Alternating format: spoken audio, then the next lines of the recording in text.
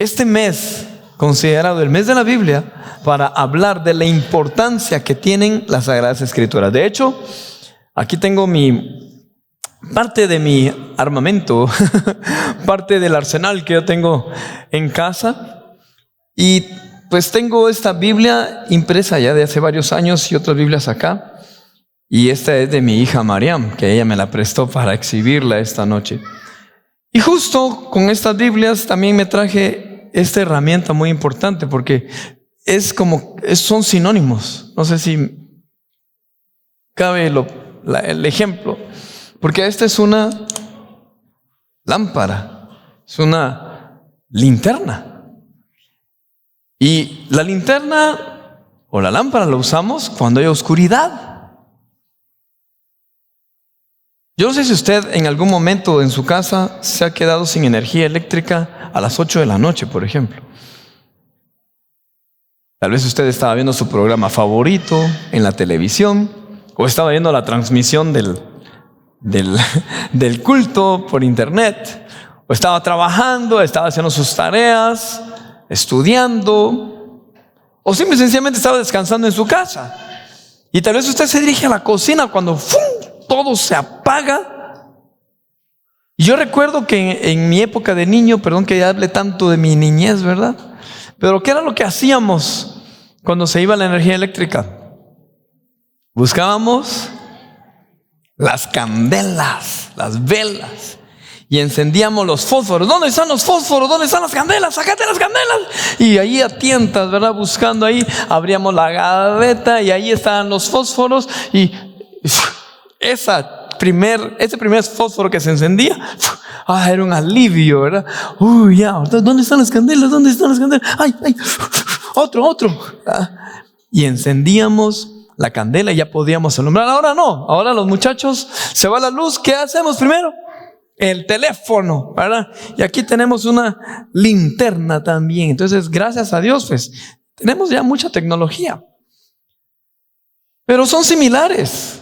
Las Sagradas Escrituras son nuestra lámpara, son nuestra luz en nuestro diario vivir.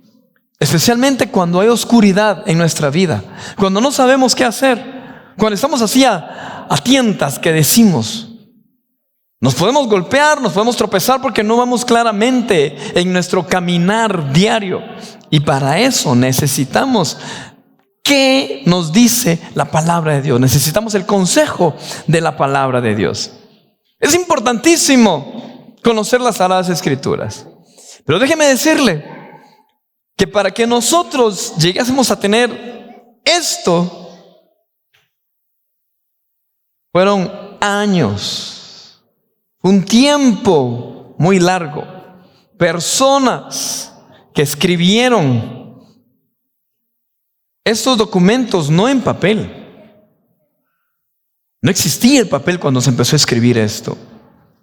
Tenían que escribirlo en lo que tenían a su alcance.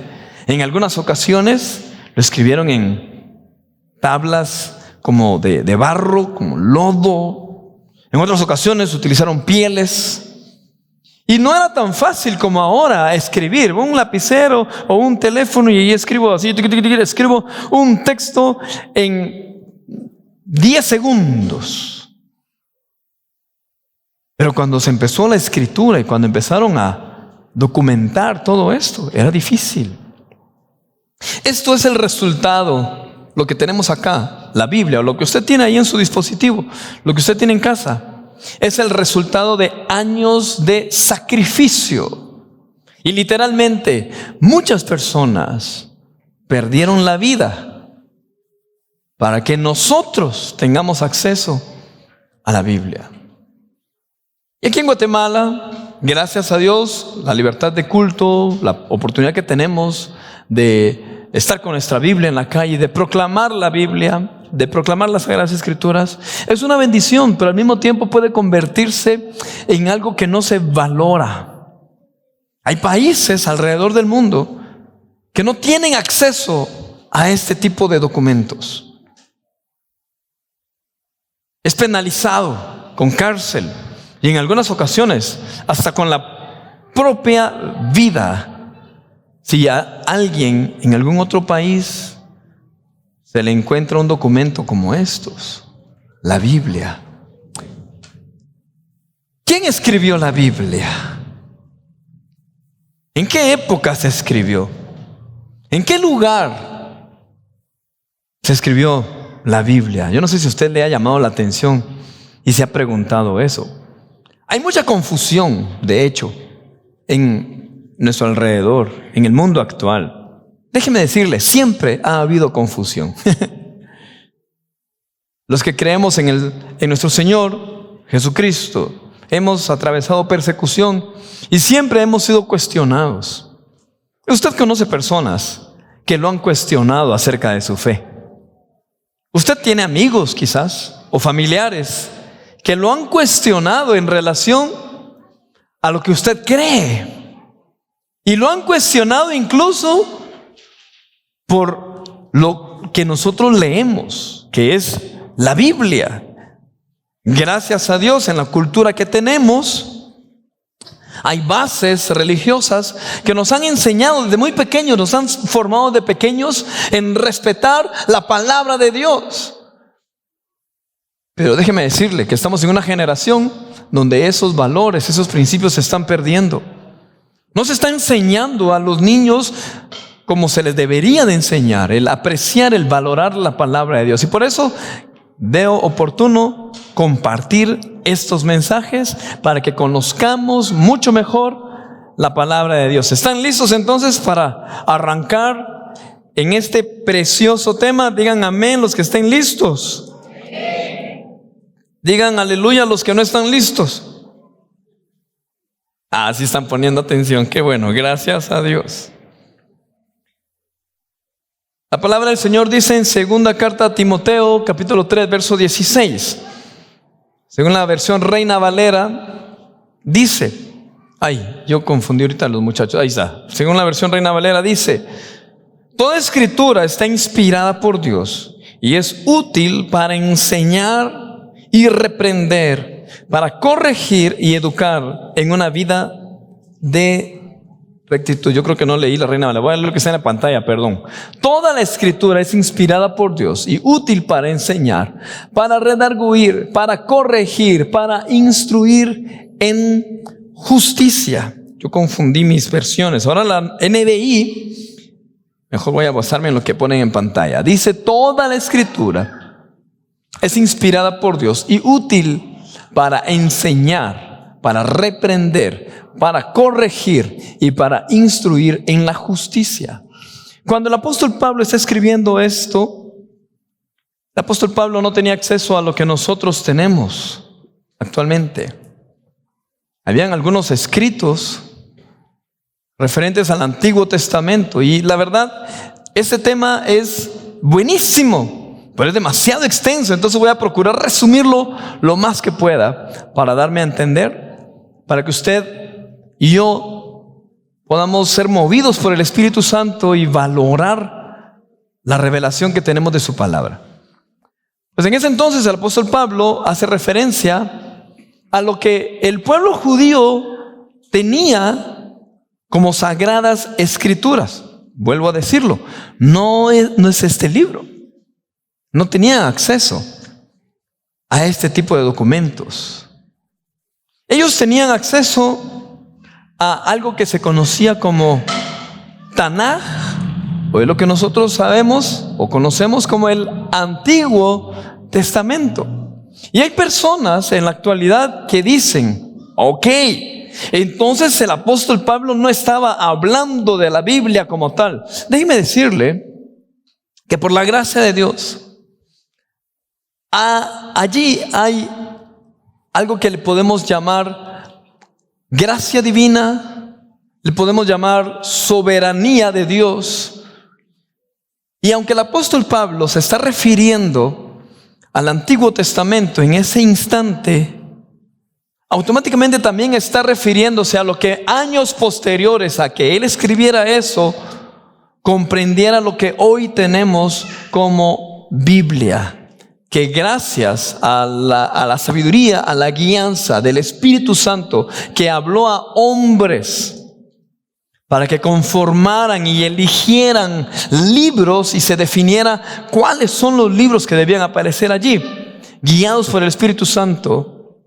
Esa palabra, que toda palabra es inspirada por Dios y útil para instruir, para corregir en justicia, aplica para lo que también tenemos como Nuevo Testamento. Pero bueno, ¿qué es la Biblia entonces, hermanos? La Biblia es una gran biblioteca. Es como diversidad de libros, muchos libros que se escribieron en un periodo de tiempo de aproximadamente 1500 años, en donde intervinieron un promedio de 40 personas diferentes, 40 autores. No es un autor humano solamente, son diferentes personas que escribieron en diferentes periodos, personas de diferente posición socioeconómica. Y entonces surge la pregunta, entonces ¿en qué quedamos? ¿La Biblia es palabra de Dios? ¿Dios la dio o el hombre la escribió? Es inspirada por Dios. Y de hecho, cuando dice la palabra inspirada por Dios, lo que el autor escribió en el original, la palabra original que denota inspirado por Dios, se refiere a exhalado. ¿Así se dice cuando sacamos el aire? Sí, ¿verdad? Exhalar. Se refiere, es una expresión que en español pues no la entendemos mucho, ¿verdad? Pero lo que significa en su original es que son palabras que Dios sopló o que Dios exhaló, que Dios hizo así. Y que nosotros como hombres o el ser humano lo inspiró. ¿Me estoy dando a entender? Eso es la palabra de Dios.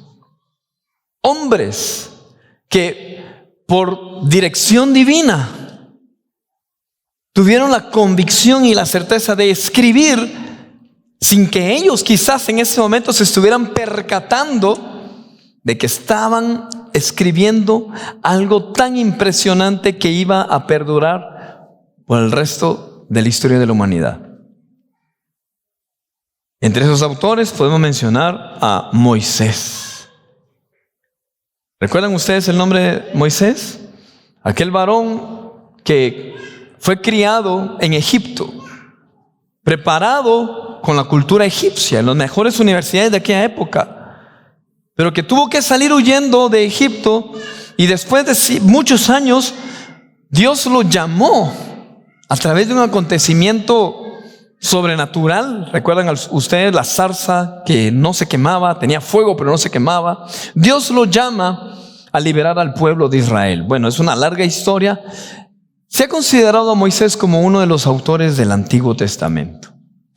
A él se le atribuyen los 5 primeros libros de la Biblia, que se le denomina el Pentateuco.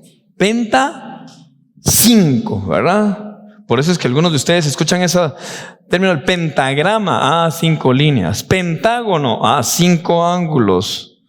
¿Qué más? Pentamano, pentadedo, 5 dedos. Pentateuco. Espero no aburrirlos con esta enseñanza, hermanos, pero necesito decir esto para llegar al punto. Otro autor del Antiguo Testamento podemos mencionar a David. ¿Usted recuerda? Al famoso rey David.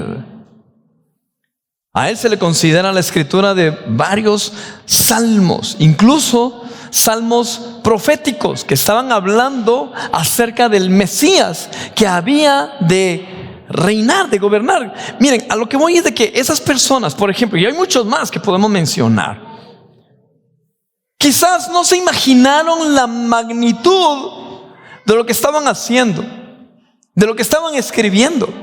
Ellos quizás estaban convencidos, o mejor no con el quizás, ellos estaban convencidos que estaban escribiendo algo que venía de parte de Dios, pero quizás no se imaginaron el potencial o el poder que iba a tener lo que ellos estaban escribiendo.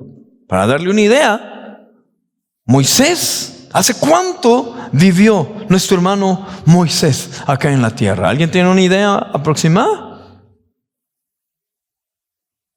Hace más de 3,000 años, hermano. Imagínense. En ese tiempo, él ni se imaginaba que iba a trascender. Incluso, no solamente en la cultura donde él estaba, sino que iba a trascender. Esa escritura que él estaba haciendo, o mejor dicho, trascendió fronteras, formas de pensar.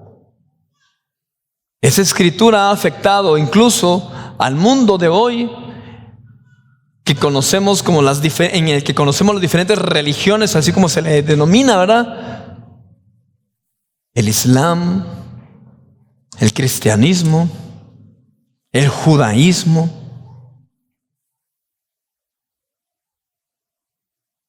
Estos hombres escribieron inspirados por el Espíritu Santo de Dios. ¿Cómo explicarlo entonces? La Biblia es palabra de Dios escrita por los instrumentos que Dios usó, que son seres humanos. ¿Me estoy dando a entender? Eso es la palabra de Dios. Imagínense que se hubiera encontrado un libro divino escrito por el dedo directamente de Dios. En lugar de adorar a Dios, el ser humano estuviera adorando ese libro, porque lamentablemente así es el ser humano. Estuvieran adorando el lugar donde apareció el libro, estuvieran adorando a la persona que encontró el libro, ¿verdad? Entonces Dios, para evitar eso, porque imagínense, si lo evitó, imagínense cómo está el mundo de idolatrando tantas cosas.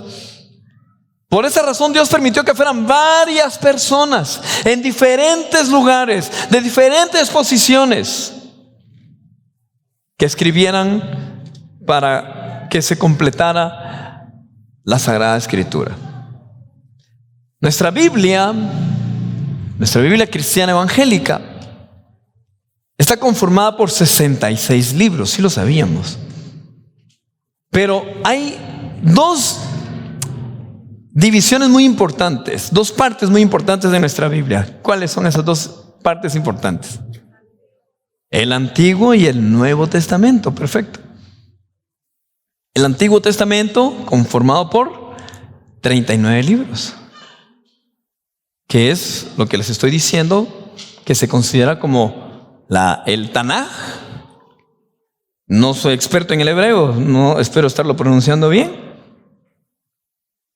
Este Tanaj se le llama así porque, o Biblia hebrea, también en cuestiones académicas se le llama Biblia hebrea.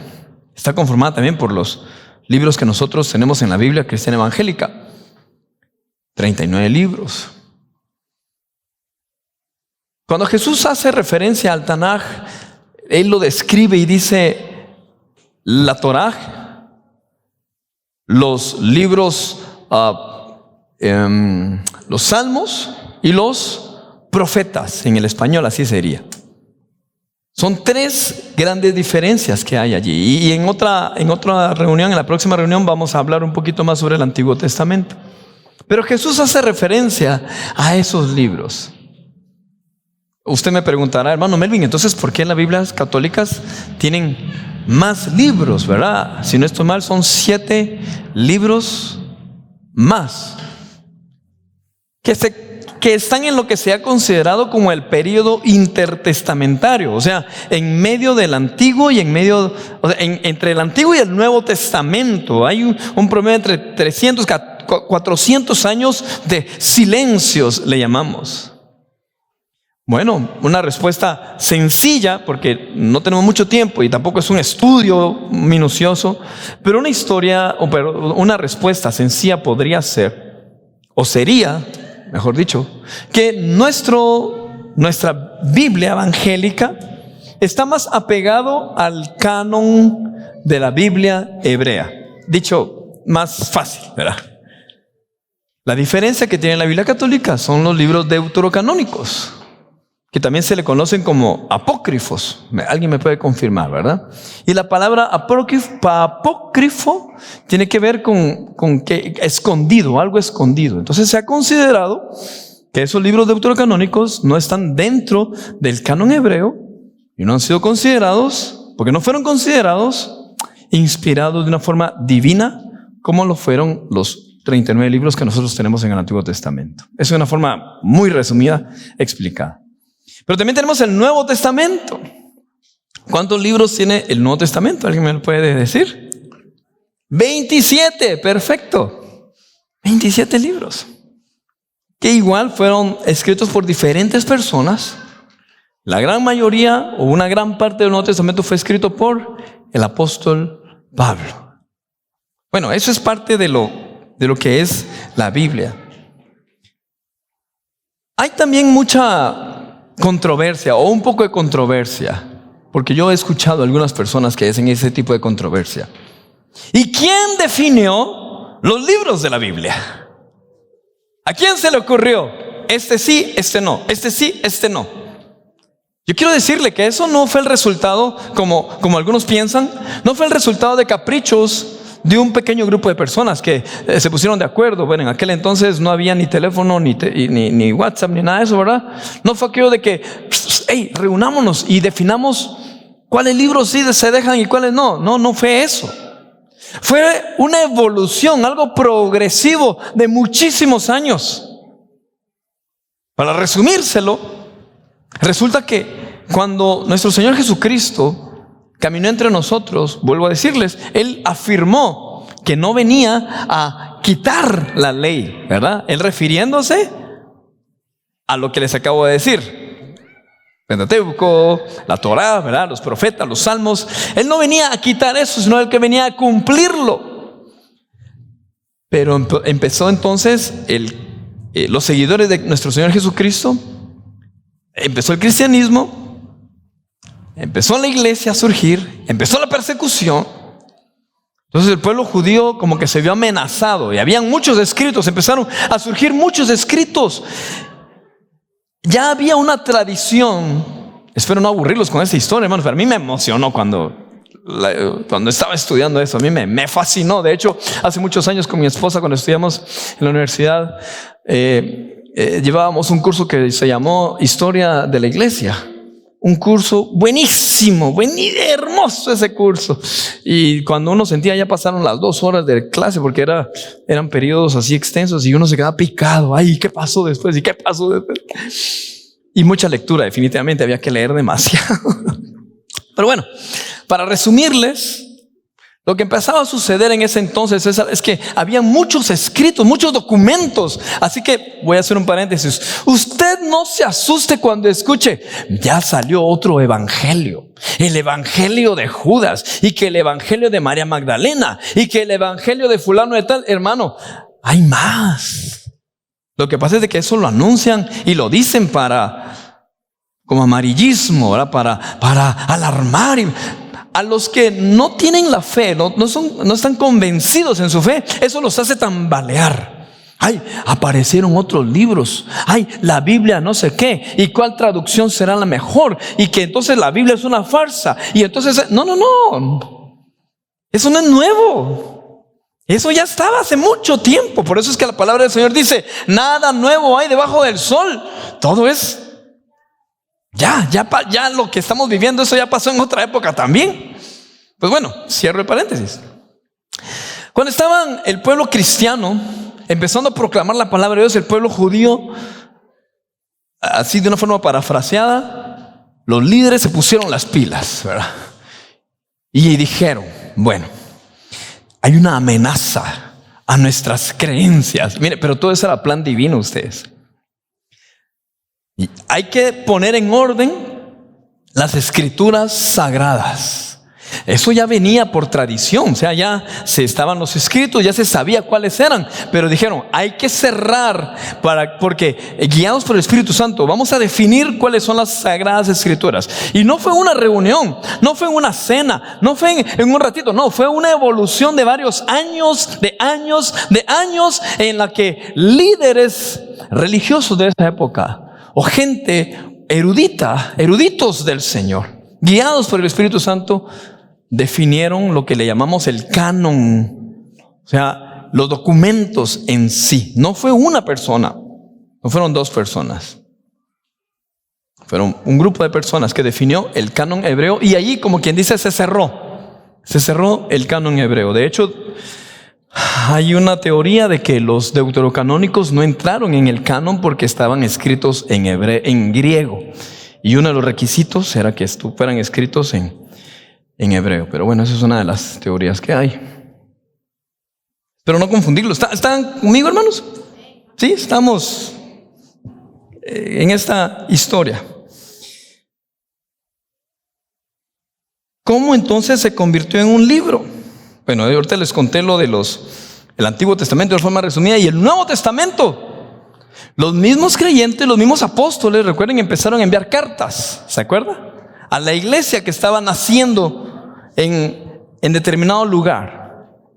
Y estaba entonces el apóstol Pablo reafirmando, estaba el apóstol Pedro, Santiago y otros más, reafirmando lo que el Antiguo Testamento decía, pero con una revelación nueva, o sea, una revelación progresiva. Lo que Jesucristo había enseñado, pero ahora de una forma renovada. Entonces ellos empezaban a escribir.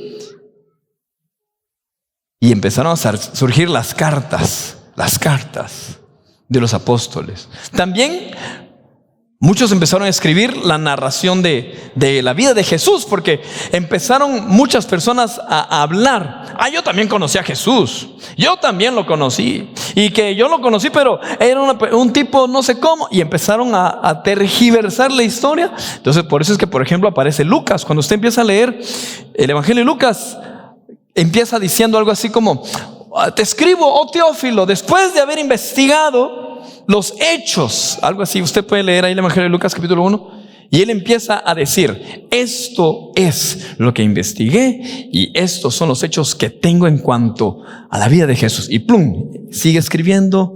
Lucas escribe el Evangelio. Entonces también hubo otro grupo de personas guiados por el Espíritu Santo que se reunieron, y por varios años diferentes grupos de personas consolidaron las cartas que se estaban difundiendo y dijeron: estas cartas hay que cuidarlas. Ahora, quiero hacer una observación. Si usted pregunta, o si alguien le pregunta a usted: ¿y en dónde están los documentos originales? ¿Alguien puede responderlo? Y aquí también está la mano de Dios. Si hubieran documentos, si tuviésemos acceso a los documentos originales, ¿qué estaría pasando? ¿Alguien me responde? Posiblemente. ¿Qué estaría pasando?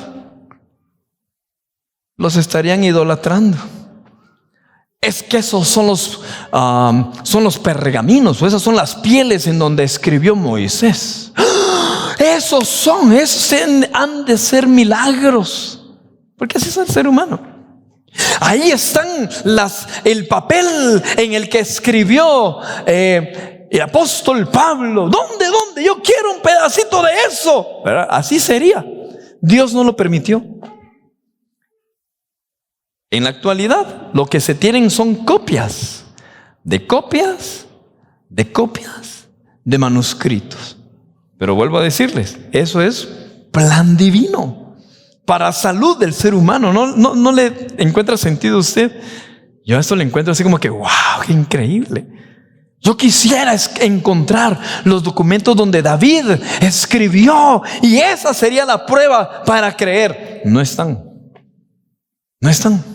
Entonces, ¿cómo sabemos que él lo escribió? Por la tradición y por copias de copias. Recuérdese que hace muchos años, y le estoy hablando hace muchos siglos, no todas las personas sabían leer y escribir. Por eso es que la Biblia dice en el Deuteronomio, por ejemplo, capítulo 6, Dios está dando la orden: y se las repetirás, y esta palabra se las repetirás a tus hijos, y tus hijos se repetirán a sus hijos y a sus hijos. Como era entonces que se transmitía el mensaje de la palabra del Señor, y la educación era oral, se transmitía y se transmitía. ¿Por qué? Porque no todos tenían acceso a la escritura, no era tan fácil como ahora. Bueno, Ya les estoy explicando de una forma rápida cómo es que se fue compaginando todo eso. Después de muchos siglos, ya en nuestra era, existieron reuniones en donde se definió el canon hebreo y el canon del Nuevo Testamento. Y es lo que tenemos hasta el día de hoy.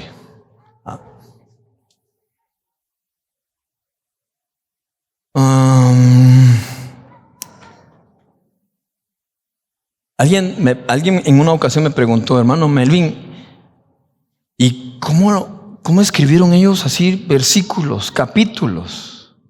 Mire, eso fue un avance para nosotros.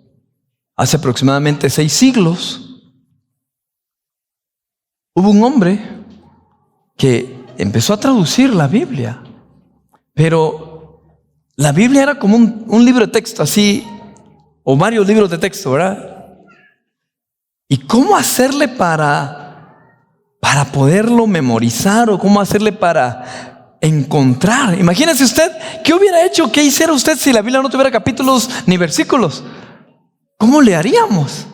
Pero Dios inspiró a alguien, ahorita le voy a buscar el nombre, que aquí lo tengo anotado. Esteban Langton, que fue un arzobispo de Canterbury. Él hizo la división del Antiguo y del Nuevo Testamento en capítulos. Él lo hizo solo en capítulos. Él se preocupó por eso. No estaban los versículos. Pasaron varios años y apareció un hombre en 1541 llamado Santos Paniño, judío converso. Dedicó 25 años a su traducción de la Biblia, publicada en 1527, y fue el primero en dividir el texto en versículos numerados. Antes de él no estaban los versículos, no existían.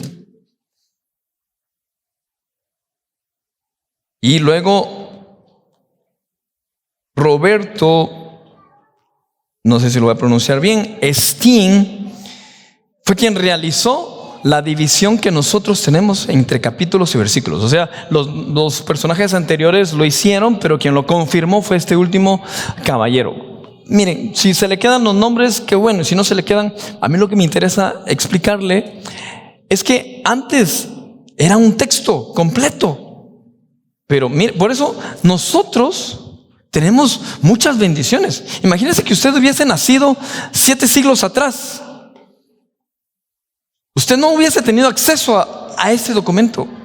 Y si hubiese tenido acceso, no era como, el Salmo 91:1 dice, el que habita la... No, no habían números. Cuando dice Deuteronomio 28:13, ¿qué dice? Ahora rápido nosotros decimos la cita y lo memorizamos. Pero hace 7 siglos, hace 8 siglos, eso no existía. Nosotros tenemos esta bendición, hermano. Ay. Bueno, quiero decir algo impresionante, que para que nosotros tuviésemos esto, hubo derramamiento de sangre. Yo no sé si muchos de ustedes saben que hubo una reforma que se le ha llamado la Reforma Protestante, eso más o menos en el año 1500 aproximadamente. Hay personas que piensan que Martín Lutero fue el reformador, el único reformador, y por culpa de él, dicen algunos, ¿verdad? Por culpa de él se levantaron los protestantes y la Iglesia Católica y un montón de cosas, pero como ese no es el tema, quiero decirle que Martín Lutero no fue el único y no fue la única fecha. Hubieron varios cismas, o sea, varios movimientos previos a la época de Martín Lutero. Varios hombres, siglos antes, 4, 3 siglos antes de Martín Lutero. El Espíritu Santo ya estaba inquietando a hombres que no estaban de acuerdo en cómo se estaba dirigiendo la iglesia en ese entonces. Si me estoy refiriendo a la iglesia católica romana. De hecho, de allí, debido a esa inconformidad, surgieron, no fue solo el protestantismo, o sea, no fuimos solo los evangélicos los que salimos, sino que por eso también surgió la iglesia anglicana, la iglesia ortodoxa y muchas otras iglesias. Pero no sé si a usted le interesa toda esa historia. Si así fuese, nos juntamos un día y nos ponemos a platicar de todo eso, porque eso es muy bonito. A mí me gusta. Y podemos investigar también más, ¿verdad? Pero lo que voy es que, por ejemplo, en el año 1330, ¿hace cuánto? ¿700 años? ¿No? Más o menos. Un hombre llamado John Wycliffe.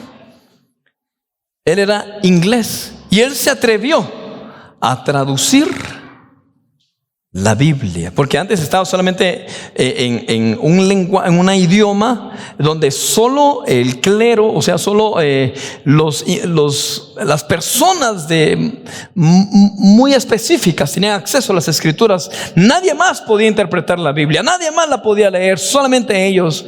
De hecho, he escuchado que aquí en Guatemala todavía hace unos 30, 40 años, si alguien me lo confirma, no todos tenían acceso a la Biblia. De hecho, escuché que algunas reuniones en algunas iglesias católicas se hacían en latín. ¿Alguien me lo puede confirmar? ¿Sí?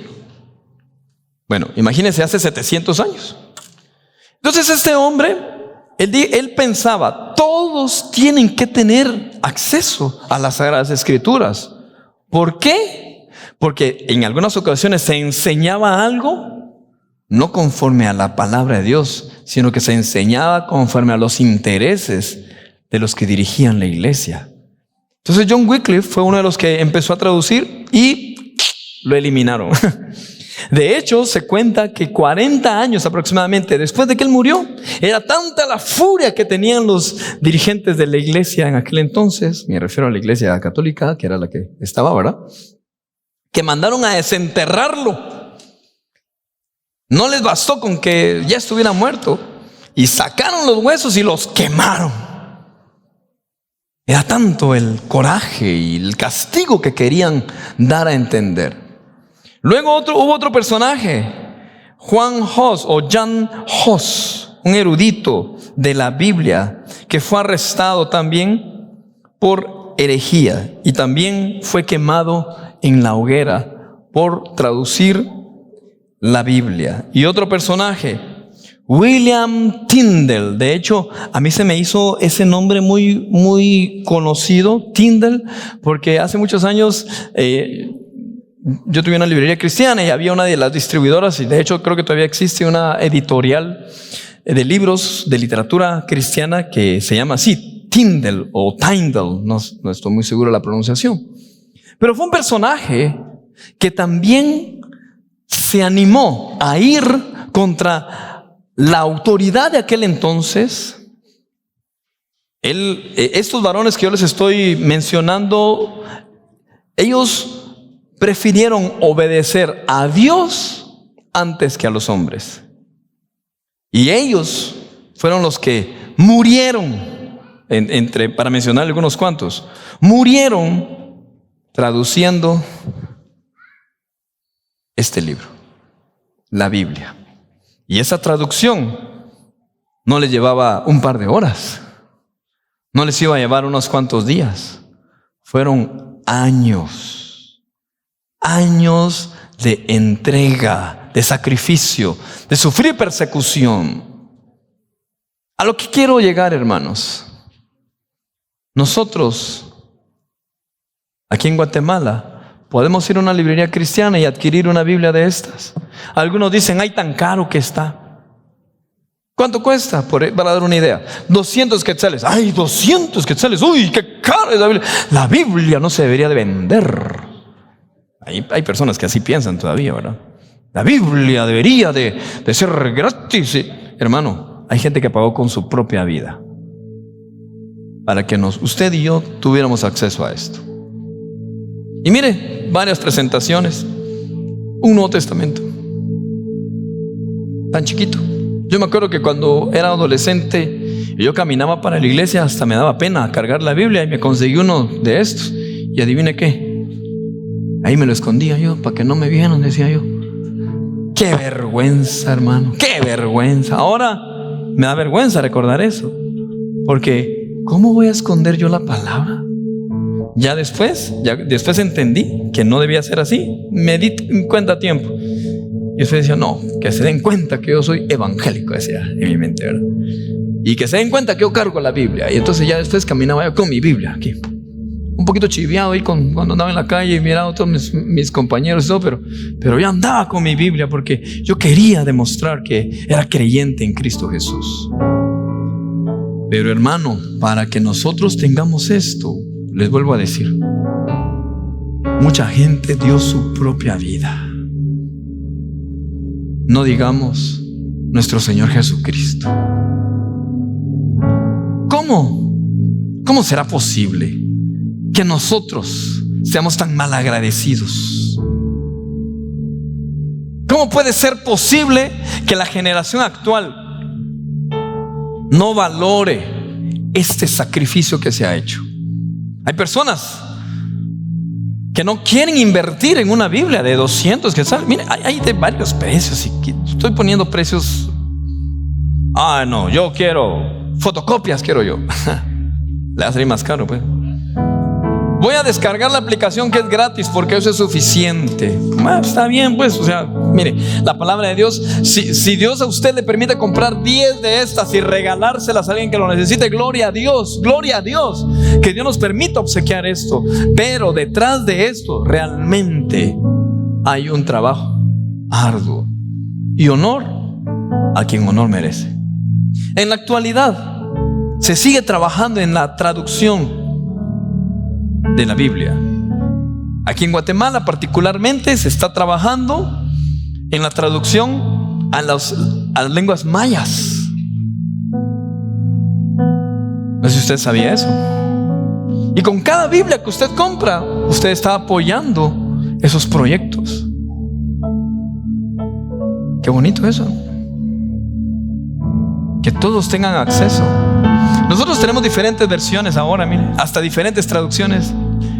En otra ocasión vamos a poder compartir por qué es que hay diferentes traducciones y cuál será la mejor, ¿verdad? En otra ocasión será.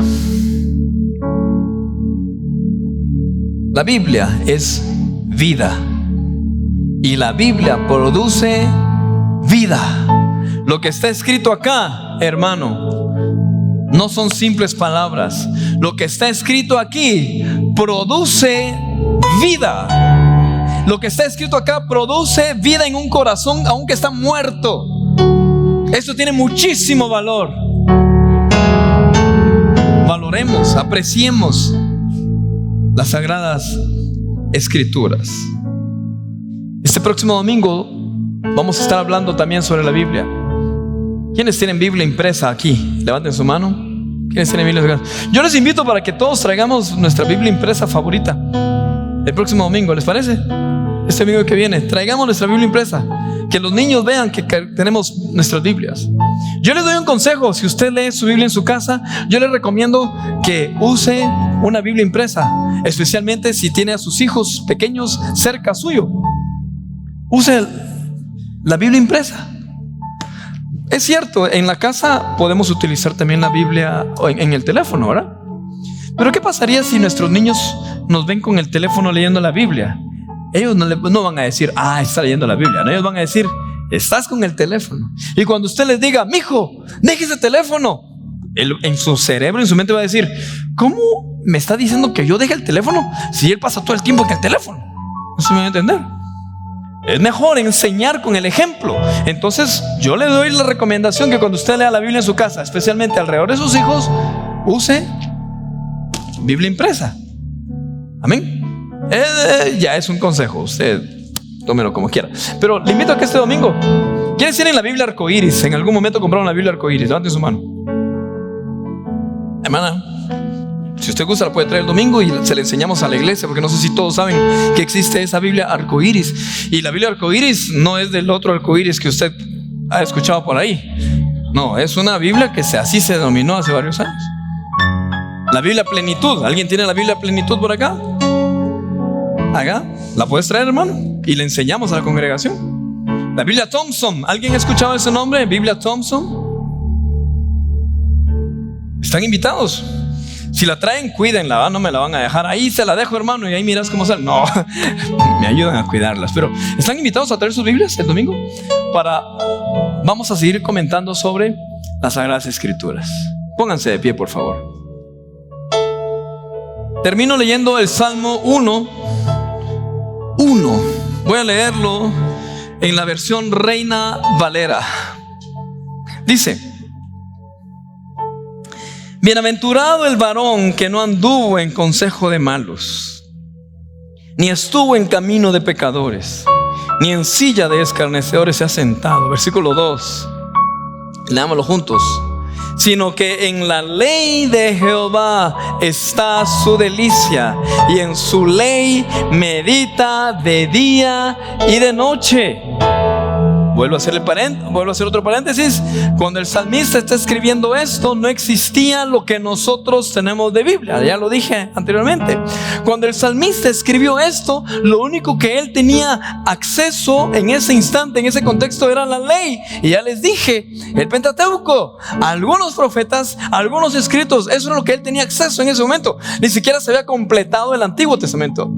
Pero él está diciendo, a lo poquito que él tenía acceso, él dice: en esa ley se deleita, esa es su delicia, en su ley medita día y noche. Y oigan lo que sucede, lo que provoca cuando nos deleitamos en la palabra de Dios. Versículo 3, leámoslo juntos, por favor. Dice: será como árbol plantado junto a corrientes de aguas, que da su fruto en su tiempo y su hoja no cae, y todo lo que hace prosperará.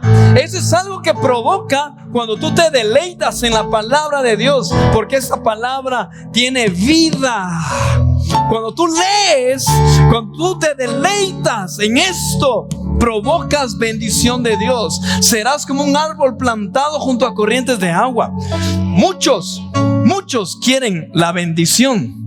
Muchos quieren ser como ese árbol plantado, pero no se esfuerzan por valorar la palabra de Dios. Eso es un error. Si tú te propones en tu corazón valorar, amar, deleitarte en la palabra de Dios, serás como ese árbol plantado junto a esas corrientes de agua, que da fruto a tu tiempo, tu hoja no cae, y todo lo que haces prospera para la gloria de Dios. Amén. Aleluya.